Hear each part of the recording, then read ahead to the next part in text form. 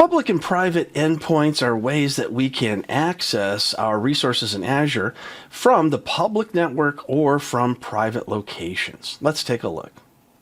Starting with public endpoints, if you have a public IP address that's accessible over the internet, you can allow access only from that network or through private connections like Azure Express Route or VPN. Private endpoints are going to give you access to the Azure resources from private or approved IP addresses in a similar way to network security groups, except with more granular access. Here you can see my public IP address. This is going to be my public endpoint where people can connect into my virtual machine. And here you can see the various different IP addresses that are allowed to connect. In this case, I have everyone being allowed to connect, but as shown in a previous video, I can lock that down. Private endpoints are a little bit different. We need to create a private endpoint. If you don't see it in your list of Azure services, just go ahead and type it in the search box as we've shown in the past. So I'm going to click on private endpoints and it brings up a whole new section. So again, you don't have one created by default, so we need to go ahead and create it. And it looks like creating any other type of resource. I'm going to choose my same resource group and give it a name. And I'll call it PrivNet1 for Private Network 1. Now I'm going to choose the resource.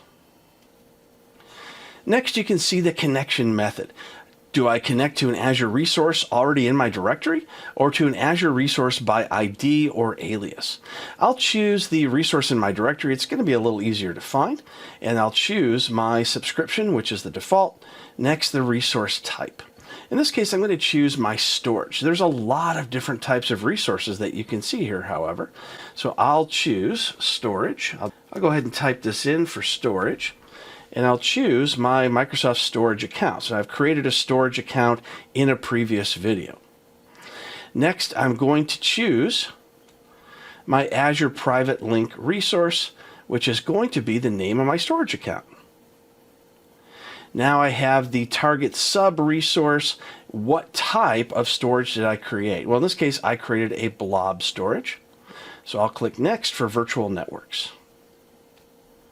The virtual network was already chosen here for me.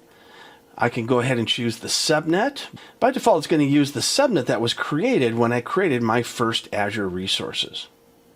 Now I can choose the private IP configuration by setting a static IP address, or I can just go ahead and allow it to be dynamically set from an Azure DHCP server. If I would like to bunch together multiple different resources, then I can go ahead and create an application security group. But I don't need to do that, so I'll just choose DNS. Next, we have the Azure subscription, the resource group. It's just basically letting us know that we can make changes if we'd like to. But here you can see the configuration name is going to be private link-blob-core.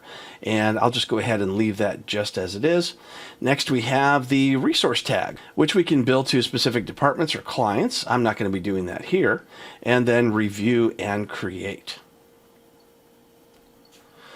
Private endpoints provide a more secure and private connection by assigning a private IP address from your virtual net or VNet to the Azure service. So that means that the traffic to this service does not leave your VNet, ensuring complete isolation from the public internet.